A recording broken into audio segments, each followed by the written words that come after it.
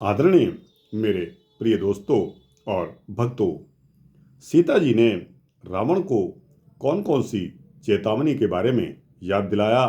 आइए इस वृतांत को लेते हैं। दोस्तों, यह एक सूक्ष्म वृतांत है जो कि आनंद रामायण से लिया गया है।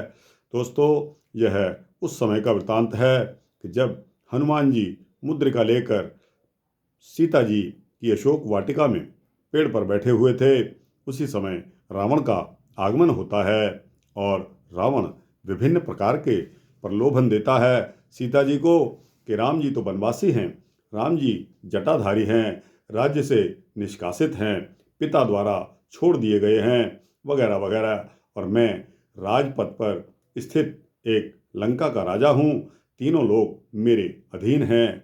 और दोस्तों, मेरी रावण ने यह भी कहा कि मेरी बहुत सी रानियां हैं, मेरी प्रधान रानी जो आपकी सेवा करेगी मंदोदरी, और आप उसकी सेवा में रहोगे, मैंने अपना सारा राज्य तुम्हारे अधीन कर दिया है, वगैरह वगैरह।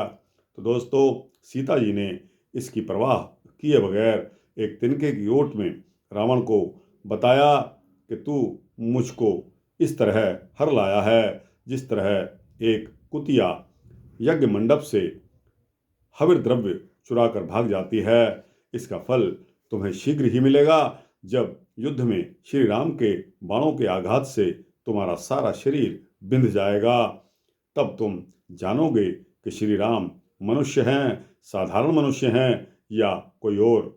इस पर राक्षसाधिपति रावण जानकी के कठोर वचनों को सुनकर बहुत ही क्रोधित हो जाता है और सीता जी को मारने के लिए दौड़ता है।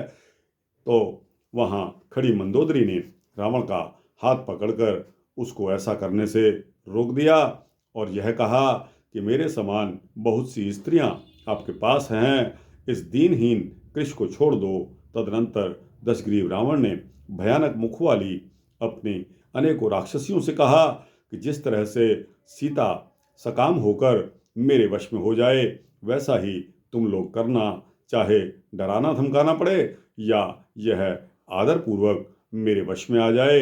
यदि 2 मास के भीतर यह मेरी शैया पर नहीं आएगी तो मैं इस मानुषी को मारकर अपने प्रातःकाल के भोजन का नाश्ता बनाकर खाऊंगा। तो दोस्तों, इस पर सीता जी ने पुनः रावण से क्या कहा वो आपके समक्ष रख रहा हूँ। दोस्तों, सीता जी ने चेतावनी दी कि बाल्यावस्था में जब तुम पेटी में बंद करके पहली बार मुझे यहाँ लेकर आए थे, तब उस समय जो बात मैंने कही थी, क्या तुम उसे भूल गए हो। उस समय मैंने कहा था कि अभी तो मैं जा रही हूँ, किंतु पुनः शीघ्र ही यहाँ इसलिए आऊँगी कि भाइयों, पुत्रों तथा समस्त सेना सहित तुम्हें मार डालूं।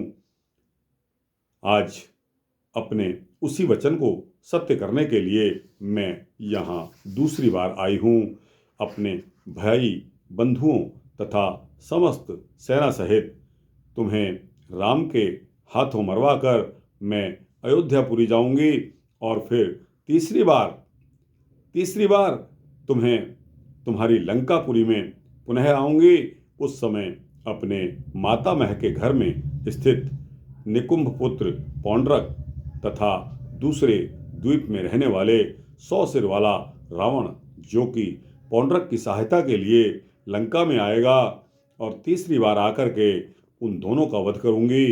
तदनंतर अपने स्थान में जाकर मैं पुनः फिर चौथी बार बड़े ही वेग से आऊंगी और कुंभकर्ण के वीर पुत्र मूलकासुर नामक राक्षस का वध करूंगी। पुष्पक विमान से आकर मैं अपने सुतीक्ष्ण बाणों से युद्ध स्थल में उसका वध कर डालूंगी। हे रावण, पूर्व काल में जो कुछ ब्रह्मा जी ने कहा था उसका भी तुम स्मरण करो। उस समय तुमने कौशल्या तथा राजा दशरथ का हरण भी किया था और बाद में पेटिका में बंद करके दैव योग से तुमने उन्हें अयोध्या में छुड़वा दिया था। अतः तुम निश्चित ही मरना चाहते हो, जो कि मुझे हरण करके तुम यहाँ लंका में ले आए हो। जाओ, अपने भवन में सुखपूर्वक भोग भोगो। श्री राम शीघ्र ही वध करने आएंगे तुम्हारा। तो दोस्तों, सीता जी ने रावण को चेतावनी देते हुए उसको याद दिलवाया कि मैं यहाँ 4 बार आऊँगी और चारों बार आकर के मैं किस किस का वध करूँगी, क्रमशः सब कुछ सीता जी ने रावण को चेतावनी देते हुए चेता दिया। तो दोस्तों, यह सूक्ष्म वृत्तांत यहाँ समाप्त होता है। आपको कैसा लगा दोस्तों, कमेंट्स बॉक्स में जाकर कमेंट्स अवश्य लिखा करिए। इससे मेरी मेहनत सफल हो जाती है। मुझे भी कुछ पता लगता है कि मैंने अपने मुख से जो कुछ भी बोला आप तक पहुंच गया या नहीं, आपको कैसा समझ में आया, अच्छा समझ में आया या आपके कुछ और विचार हैं, जैसा भी आपके मन में हो कमेंट्स बॉक्स में अवश्य मेंशन करिए। और दोस्तों, इस चैनल को सब्सक्राइब कर देंगे तो आपको इसी तरह के सूक्ष्म भक्ति वृत्तांत मिलते रहेंगे, ऐसा आश्वासन है। जय श्री राम, जय श्री सीता रामचंद्र भगवान की जय।